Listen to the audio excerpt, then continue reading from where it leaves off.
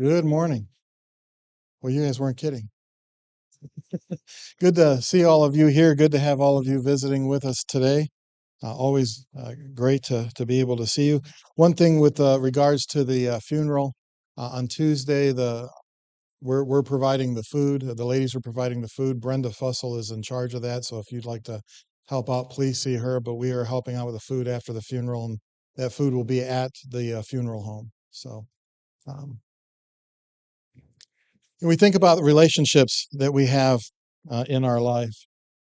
We have a lot of different relationships with a lot of different people, perhaps, and maybe you've got at least one relationship in your life that is maybe a little bit one-sided, where maybe you're the one that has to pick up the phone and call them, or maybe you're the one that has to instigate things as far as activities with that particular person, or maybe you feel like, well, you don't ever hear from them until there's a problem, and when they have a problem, they call you because there's something that they need from you, and perhaps we all have some relationship like that. We sometimes feel like we're being ignored from time to time, but it's good that people feel like they can rely on us when they do have a problem, that they can call us and ask us for their help. But sometimes we maybe get the feeling that, well, they're only calling me because they need something from me in that particular moment.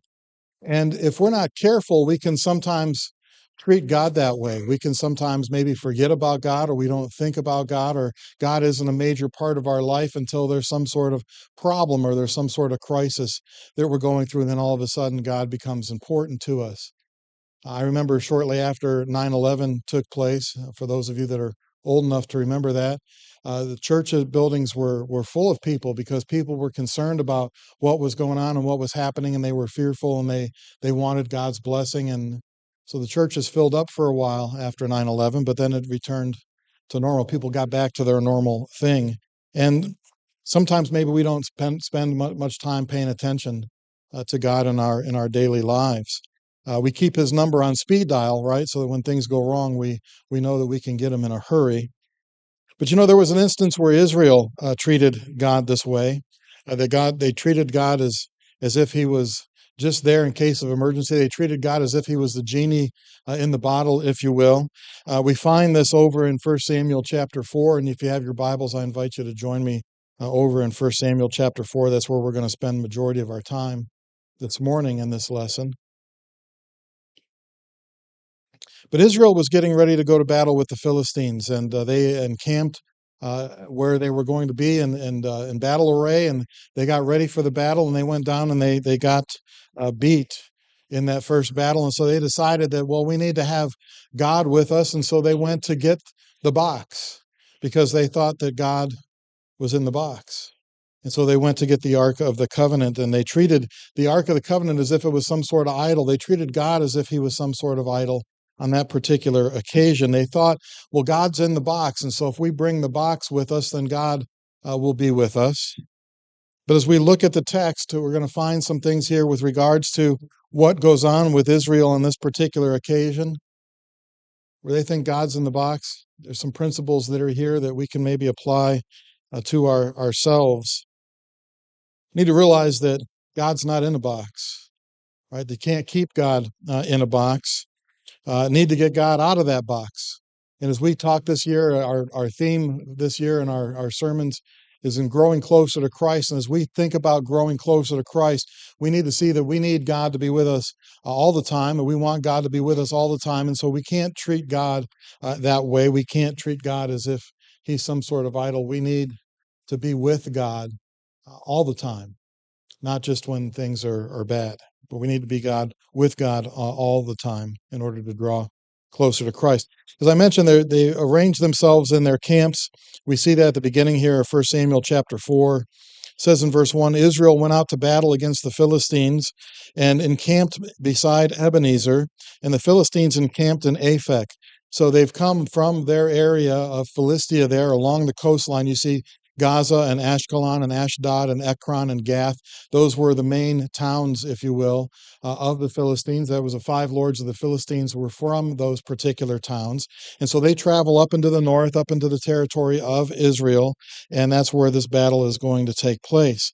It says in verse 2, the Philistines put themselves in battle array against Israel, and when they joined the battle, Israel was defeated by the Philistines, who killed about 4,000 men of the army of the field. And so the very first scene that we see here is that Israel is defeated, and the reason Israel is defeated is because God is not with them. God is not with them, and so they are defeated. The Philistines are still around, right? They're still here in the land of Canaan. Now, they weren't supposed to be, because if you go back to the book of Judges, they were supposed to finish what Joshua and his generation had started. They were supposed to finish cleansing the land of all of those particular people that were there, and the Philistines were one of those groups. And so they were supposed to remove the Philistines from the land, but they haven't done that. The Philistines are still around, but because they failed to remove them. And because they failed to remove these various people from the land of Canaan, they're going to be a continual snare to the nation of Israel. Their pagan gods are going to be a snare to Israel. They're going to be a thorn in the side of Israel all the time that they're allowed to remain there. And so they go to battle, and Israel loses this initial battle. So they go out and they lose 4,000 men, and they realize that it's God who is the one who has defeated them.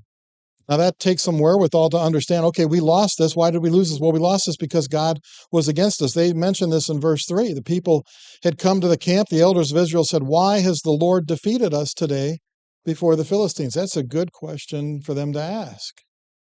Why were we not successful? You see, sometimes when Israel goes to battle, Israel wins. And sometimes when Israel goes to battle, Israel loses.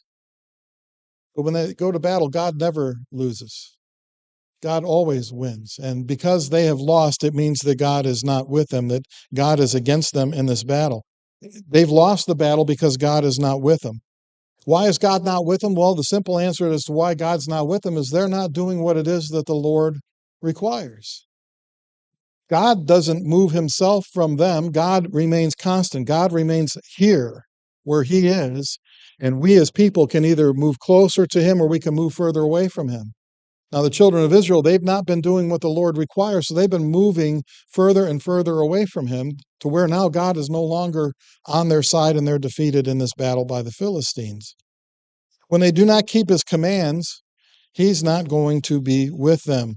Back up here a couple of chapters in 1 Samuel, to 1 Samuel chapter 2. We'll see the reason why God is not with them in all of this. Notice here in 1 Samuel 2, beginning in verse 12, it says, now the sons of Eli were corrupt. They did not know the Lord. Eli at this time is a judge over Israel. We're still in the period of the judges. He's a judge over Israel, and he's also the high priest. And so his sons, right, they would have a special relationship being the sons of the high priest. They would have special duties to perform within the tabernacle. But notice it says that his sons were corrupt. They were useless. They were worthless men. Literally, they were sons of Baal, it says there. They did not know the Lord. How can you be high priest? How can you be the children of high priest and not know who the Lord is? The priest's custom was with the people that when any man offered a sacrifice, the priest's servant would come with a three-pronged flesh hook in his hand while the meat was boiling. Then he would thrust it into the pan or the kettle or the cauldron or the pot, and the priest would take for himself all that the flesh hook brought up. So they did in Shiloh to all the Israelites who came there. The tabernacle at this time is in Shiloh, and so people are coming to the tabernacle. They're coming to offer their sacrifices, and here's what the custom of the priests were. The sons of Eli, here's what it was that they were doing. Now, this is not according to the Levitical law. But they would take that meat. It says in verse 15, also, before they burn the fat, the priest's servant would come and say to the man who sacrificed, give meat for roasting to the priest, for he will not take boiled meat from you, but raw. And if the man said to him, they should really burn the fat first, then you should take as much as your heart desires, he would then answer him, no, but you must give it now, and if not, I will take it by force. So they're not practicing the law of Moses. They're not practicing the Levitical law for the sacrifice. There were portions of that sacrifice that belonged to God. Those fatty portions were to be put on the altar and they were to be burned up as a burnt offering, a whole burnt offering. They were to be given to the Lord. It was to be a sweet aroma to the Lord, the burning of that fat. But rather than giving the Lord his portion first, the priests are saying, no, you give us, we want the choice cuts of meat. We want it before you give the Lord his portion. We want to take ours, which wasn't what was appointed for the priests to have. There was a portion of that sacrifice that the priests would get that was God had demanded that was for them. It was to take care of them because the Levites didn't get a portion of the land when they divided the inheritance. And so God takes care of the Levites. He takes care of the priests by saying, you can have this portion of the sacrifice. You can have that for yourselves to pay you, if you will. And they would be able to feed well on those portions that were there for them. But they weren't satisfied with that. They weren't satisfied with what the Lord had given them. And so they're taking these other things. And notice in verse 17, it says, therefore the sin of the young men was very great before the Lord, for men abhorred the offering of the Lord. They abhorred it. They hated coming to bring their sacrifice. And because Eli's not following and his sons are not following the Levitical law, the people that are coming to bring their sacrifice, they recognize this because they point out, you should burn that fatty portion up first before you take your portion. The worshipers know what the proper method of sacrifice was to be. And they're pointing that out to the priest, and they're basically strong-arming them. They're saying, no, we're going to do what it is that we want. If you don't give it to us, we're going to take it by force. Well, imagine you've come to offer your sin offering, or you've come to offer your trespass offering, and here are the priests, and they're not offering it the way that it's supposed to be offered. What does that mean for your sin offering? What does that mean for your trespass offering? Is God going to accept that? They didn't offer it in the right way. You see, there's a ritual there that has to be fulfilled in order for atonement to take place. And if they don't do it according to the law of Moses, it's not going to be effective for them. It's going to be useless. It's going to be worthless worship. And so the worshipers knew the fat of the sacrifice was to be burned as an offering to the Lord. They knew certain parts of the animal were allocated to the priest to provide them with food. The priests were dissatisfied with what should have been adequate provisions, and so they intimidated worshipers into allowing them to take a random selection of meat, whether they were entitled to them or not. Protest was useless. Noncompliance was met with force. As I mentioned in Judaism, you got to perform the ritual according to the law. You got to perform it according to the instructions in order for it to be effective.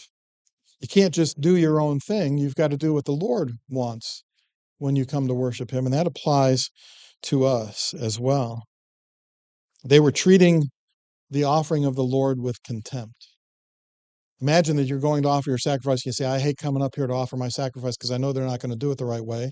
And I know it's going to be meaningless, but I'm trying to do the right thing anyways. That's why God's not with them. We need to keep the commandments of God if we want God to be with us. God wasn't with Israel in this battle because they were not keeping his commandments. They weren't doing what it is that he wanted them to do. And the Lord never loses, right? The battle belongs to the Lord. And so every time they go to battle, the Lord's going to be victorious. But they've made themselves the enemy of God. They've moved further and further away from him. And so they lose. And so when they lose, they say, okay, let's go get God. Since God wasn't with us in the battle, since we lost the battle, and they're asking the question why. Now that's a good question. They should ask the next follow-up question to that. Well, why isn't the Lord with us? Well, maybe we need to look at ourselves and see what it is that we're doing. They say, no, the Lord wasn't with us, so let's go get him.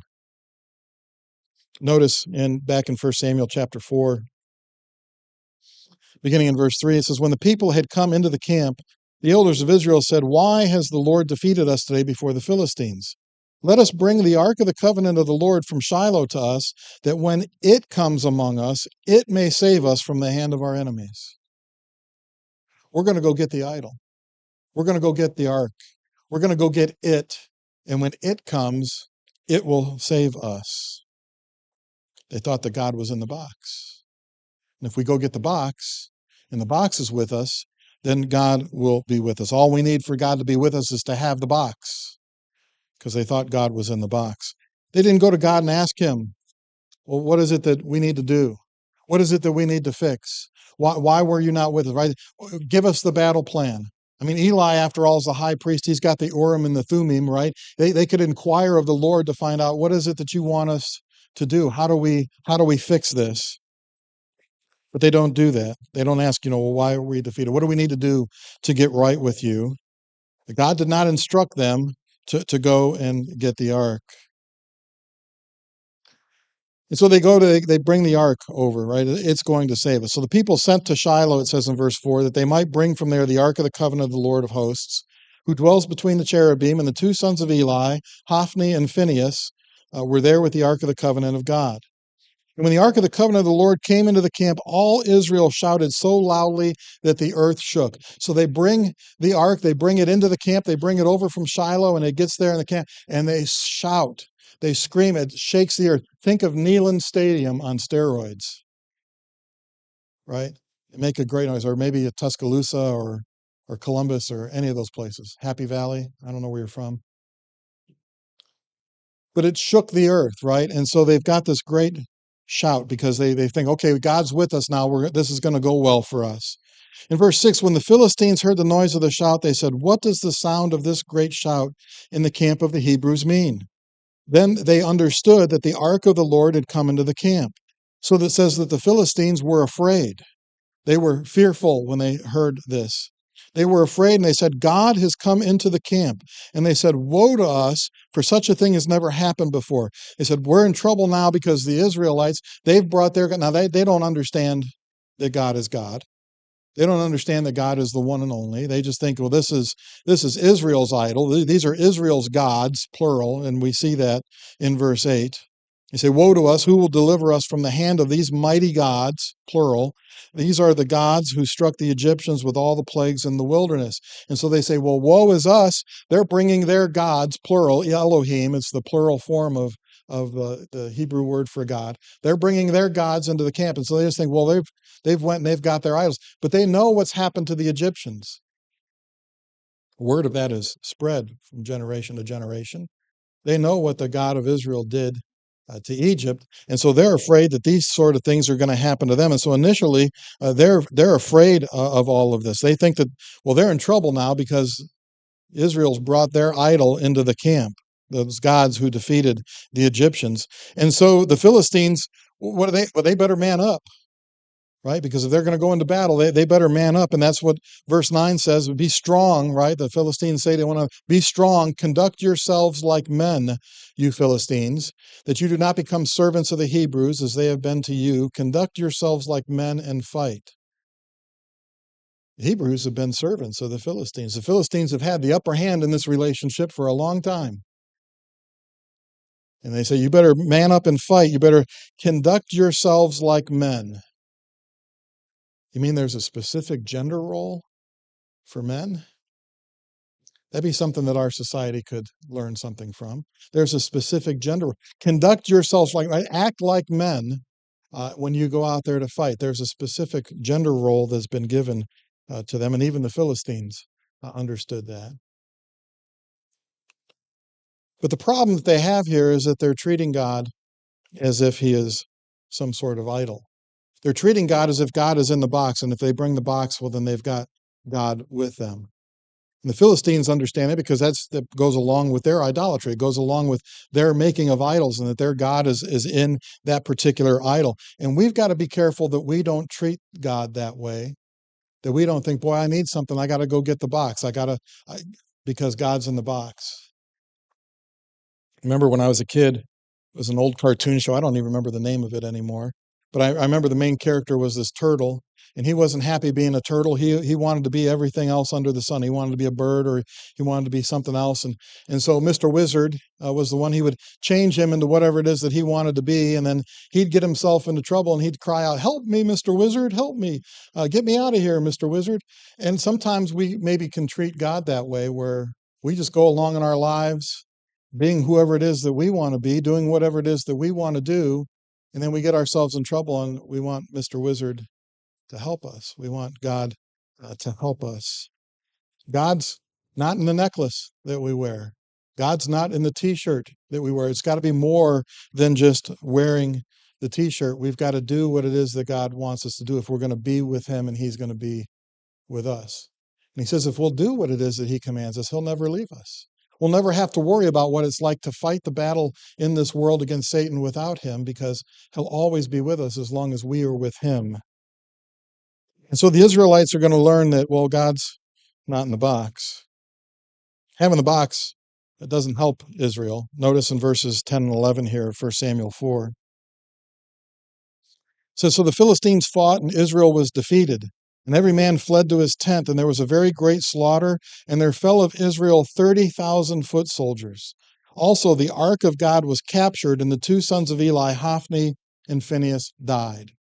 So they think, okay, we've got the box. We'll take the box. We'll go down there and we'll fight and we'll be victorious. No, that's not what happens. They suffer an even greater defeat. They still lose the battle just because they took the ark with them into battle, and they had the sons of the high priest take the ark into battle with them. Doesn't mean that they were going to be victorious. Doesn't mean that God was going to be with them just because they had the box. But they still don't get it. They still don't get it. They still don't understand. When Eli hears about the death of his sons and the capture of the ark of the Philistines, he falls and he dies. Notice what it says a little later here in chapter 4. Look at verses 17 and 18. Now there's a messenger that comes from the battle and gives this news to Eli. So he comes over to Shiloh. The messenger answered and said, Israel has fled before the Philistines, and there has been a great slaughter among the people. Also, your two sons, Hophni and Phinehas, are dead, and the ark of God has been captured. Then it happened when the man made mention of the ark that Eli fell off the seat backward by the side of the gate, and his neck was broken, and he died, for he was old and heavy, and he had judged Israel for 40 years. So here's Eli. Now, there had been a prophecy earlier that had told him that both of his sons were going to die on the same day, that there were things that he needed to fix, there were things that he needed to take care of, and they didn't really do that. He offered a rebuke to his sons, but he didn't really do anything. And as judge and as high priest, he had the ability, he had the power, he had the authority to be able to do something about that, but he didn't really do that. And if you read the text, you see that Eli looks like he's kind of complicit in this meat stealing scandal that's going on, that he's also benefiting from that. But he still doesn't get it, right? That they think that because the ark's been captured, that means that they've got God with them. Well, God was fighting on their side. It doesn't mean that God's going to be with the Philistines, but God was certainly fighting on their side. But they think that this is it because the Philistines have captured the Ark of the Covenant. They've taken it over to their cities. And so Eli, when he finds out about the ark being captured, he falls over and he dies. Now Phinehas, one of his sons, is killed in the battle. Phinehas's wife gives birth on this particular occasion because maybe of the stress of her father-in-law and her husband being killed or dying. She gives birth at this time. Notice in verse 19, his daughter-in-law, Eli's daughter-in-law, Phinehas's wife, was with child due to be delivered. When she heard the news that the ark of God was captured and that her father-in-law and her husband were dead, she bowed herself and gave birth, for her labor pains came upon her. And about the time of her death, the women who stood by her said, do not fear, for you have borne a son. But she did not answer, nor did she regard it. So she goes into labor, she gives birth to this child, and she's going to die in the childbirth process. She's going to die as a result of this as well. And they say, you don't fear, you've borne a son, but she doesn't regard it. She doesn't have any regard for it. She kind of ignores it, if you will. It says that she called the name of the son, the child, Ichabod, saying, the glory has departed from Israel because the ark of God had been captured because of her father-in-law and her husband. And she said, the glory has departed from Israel, for the ark of God has been captured. So their idea, their mindset is that, okay, if the Philistines have captured the ark, then they have taken the glory of God away from Israel, that the glory of God is now with it, because the glory of God's in the box, right? They still have the attitude that God's in the box. And so she names the child Ichabod. The name Ichabod means no glory. It means no glory. It means inglorious, right? No glory. She named the child Ichabod because the glory has departed from Israel. Imagine having that as your name. You think, okay, it'd be great to have your name in the Bible, right? Have your name written in there and somebody's... To have a name that means no glory, I don't know that I'd want that as a name. But that's what she names the child. She names him that because of the attitude that, well, God's in the box. And if the Philistines have the box, if the box is gone, then that means that God is gone. God is not in the box.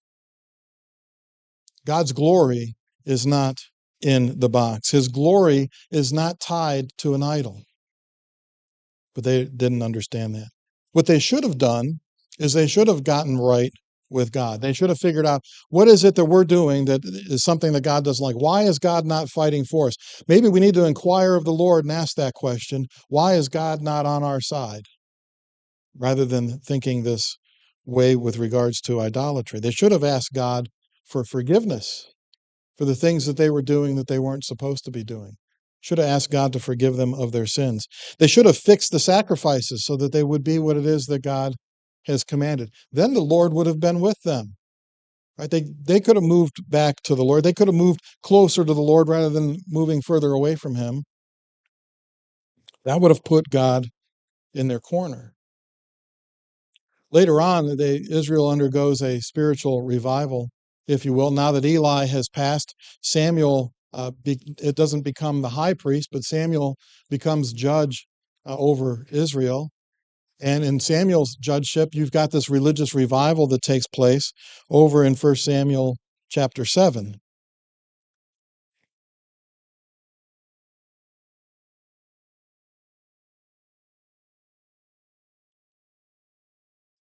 In 1 Samuel chapter 7, notice in verses 3 and 4, Samuel spoke to all the house of Israel, saying, "If you return to the Lord with all of your hearts, and put away the foreign gods and the Ashtoreths from among you, and prepare your hearts for the Lord, and serve him only, and he will deliver you from the hand of the Philistines." So the children of Israel put away the Baals and the Ashtoreths and served the Lord only. Samuel says, look, we can have a revival here. Things can be better. The Lord can be with us again, but here's what it is that we need to do. And Jake, you can make a 4-point sermon out of this that's written here, what it is that he tells them to do, right? They need to return to the Lord, right? What is that? That's repentance. You got to turn around and you got to go back to the Lord. If you're going in the wrong direction, you need a change of mind. You need to change of direction. You need to return to the Lord. That's the first thing that they need to do, is to return to him with all your hearts. So not just some sort of lip service, not just, well, I'm going to go sit in the temple, or I'm going to go sit by the tabernacle, or I'm going to go sit in the church building, but it needs to be genuine, right? Return to the Lord with all your hearts. Put away the foreign gods and the Ashtoreths, the foreign gods and those wood carvings. Put away all of the different idols. Put away all the different idolatry. Put away all the things that are getting between you and the Lord. You got to fix that. He says, prepare your hearts for the Lord. Prepare. We got to make preparation. The place that Jesus went to prepare for us is a prepared place for a prepared people. We got to get our hearts right if we're going to serve the Lord. And then it says to serve him only, right? To not be serving ourselves, to not be serving some other God, to not be serving something else in our life that becomes more important than God. Because if we're going to be with him, he's got to be the most important thing in our lives. We can have that kind of revival, right? And that's what they do. They put away those other gods and they serve the Lord only, and they've got a period where they're going to be successful and they're going to be victorious. But in this instance, they can't treat God as an idol and expect that he's going to answer. We can't do everything else and expect that God's going to answer us either. We can sometimes treat God as if he's a genie in a bottle, right? In case of emergency, break glass, and we'll try everything else. We'll try everything that we know to do, and then when all of that fails, when all of that doesn't work, well then maybe we'll go to God and we'll ask him. But we treat him as if he's a genie in a box. Maybe we only come before God when we're in distress or when we have a need, when we have something that we need from him. Otherwise, we might ignore God. We might not give him much of our attention. Or maybe we think about him for an hour on Sunday morning, but then where's God the rest of the week in our lives? Have we put him in that box only to take him out next week when we come to church? Do we put this away someplace during the week? And we only bring it out, we only open it up, we only look at what's inside of there for an hour on Sunday morning? We maybe sometimes have put God in a box. God should be present with us all the time. And if he isn't, and we need to seek him out. We need to return. We need to come back to God if we've wandered away from him. If there's something between us and God, if we've allowed something to become more important in our lives than what God is, we need to fix that. We need to fix that quick, fast, and in a hurry, because we don't know when Jesus is coming back. And we don't know when the end of our life is going to be. We need to be ready for that. That's what Israel should have done. They should have gotten right with the Lord. If you're here today and you're not right with the Lord, maybe because you've never been baptized for the remission of your sins, or maybe because you've wandered away from him and you've not done the things that he commands us to do, it's important that we follow what Jesus has said for us to do, because then we know that God is with us. Then we know that we can be victorious. No matter what it is that we face in this life or what it is that we face in this world, we know that spiritually speaking, we can have that hope of heaven and we can be victorious. If you have a need to respond to the Lord's invitation, either by being baptized for your sins or by returning to the fold of safety, we'll pray with you, we'll pray for you, we'll study with you. Whatever your need is, would you let it be known now by coming to the front as we stand with Brian, as we sing?